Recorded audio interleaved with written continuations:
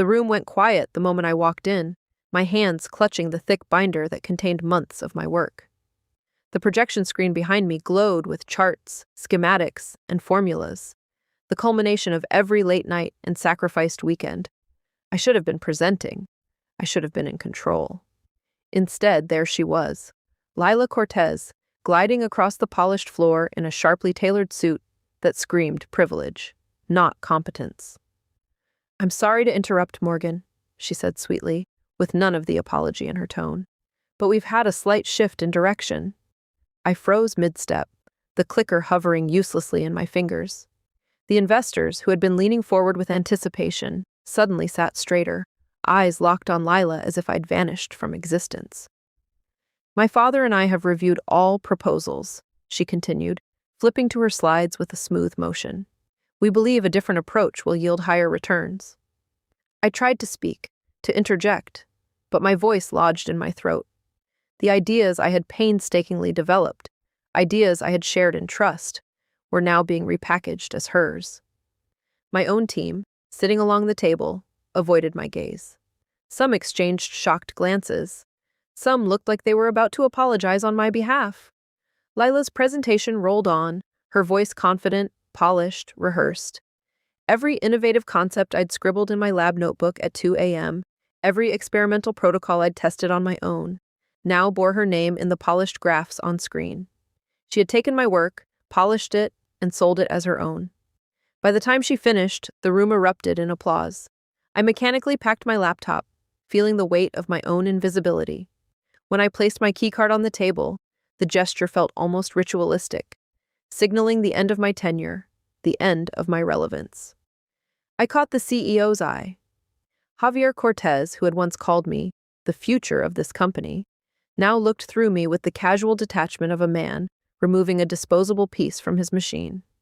"Enjoy your funding," I said quietly, my voice steadier than my racing heart. By the time I reached the street, my hands were shaking. My career, my reputation, and the years of meticulous work had been stripped away in 1 hour. And the worst part? Lila hadn't even needed to understand it fully. She had enough insight from my explanations to masquerade as the innovator. I had 72 hours, 3 days before the investors noticed that the entire system, the breakthrough she'd presented, couldn't actually function without the nuances only I understood. Back at my apartment, Newton, my cat, brushed against my legs. I buried my face in his fur, letting the soft weight of his body ground me. My phone buzzed, a text from Ari, my lab partner. "Are you okay? The board is flipping." I didn't reply immediately. Instead, I opened my laptop and began preparing. The binders, the lab notebooks, the schematics, everything would be needed. Every detail I had left for her to copy would now be used to expose the truth. The next morning, I walked into the lab as if nothing had happened. Heads turned, whispers stopped. I didn't answer their questions. I went straight to my bench, gathering my notes, arranging my equipment. Lila entered, a forced smile plastered across her face. "Morgan, we need you." I held up a hand. "I'm not here to help you. You've had your chance."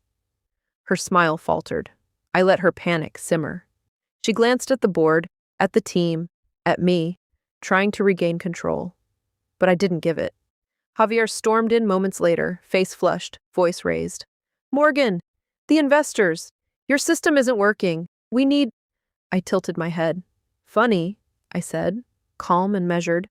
"It worked perfectly yesterday, didn't it?" He hesitated. We followed your notes exactly." "Exactly," I said, letting the word hang. "Did you really think understanding the surface of innovation was enough to replicate it? Science requires comprehension, not slides." The investors arrived within the hour. I was waiting, alone, with my full presentation. No stolen credit, no pretenses. Just the work I had built from scratch. When I revealed the process, step by step, showing results they could verify themselves, the room went silent. Kieran, the lead investor, leaned forward. This changes everything. Why wasn't this demonstrated yesterday?" I smiled faintly. "Because yesterday's presentation wasn't mine." By the time the board realized what had happened, the truth was undeniable. My work was intact, functioning, and reproducible. Lila's attempt to co-opt it had collapsed spectacularly under scrutiny.